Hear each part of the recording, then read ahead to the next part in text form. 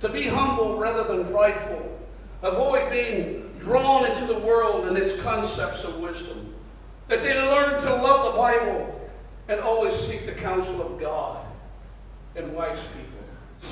Pray for discernment that will enable your adult children to understand what would normally be obscure to them.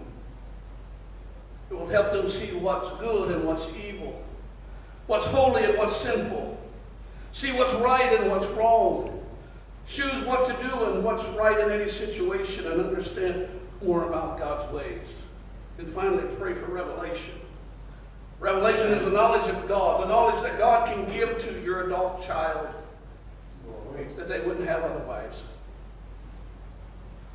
It gives them a vision for their lives, an understanding and enlightenment about their purpose and calling. It empowers them to respond to their circumstances in right ways that will protect them from disastrous decisions and helps them see who God is more clearly. Pray for God to give your children the benefits of these qualities every day of their life. You see, I want to tell you something. Just because your babies are grown does not mean you're through being a parent. But you have to approach it right. I really believe that there's going to be a people in heaven that the only reason that they were there was because of a mother or father's prayer. That they made the greatest difference, not in the physical realm, not in the realm of relationships, but in the realm of the Spirit.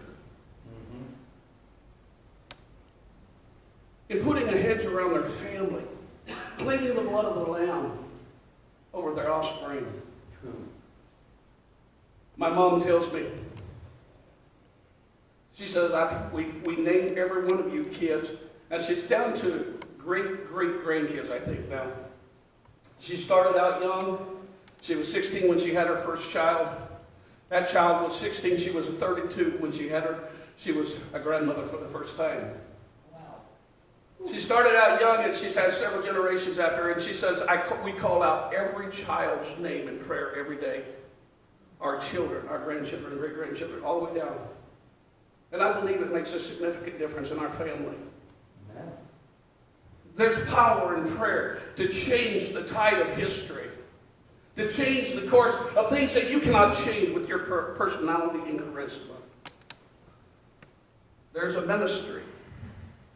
There's a ministry in motherhood that doesn't stop when the little ones leave the nest. It goes on to the end of life.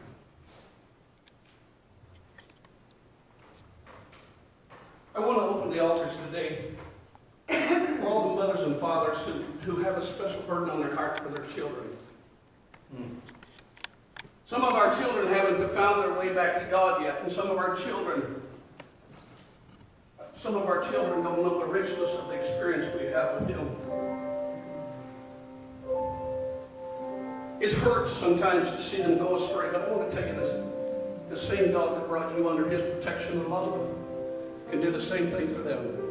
Would we stand today? Amen. If you have a child that you want God to move in their life, I want you to come. Amen. I want to tell you there's power in prayer, and how much more powerful it is whenever we agree on touching any one thing when we come together for this purpose. Amen. Would you come? Almighty God, you know every need in this place today. Oh, how I love you, Lord.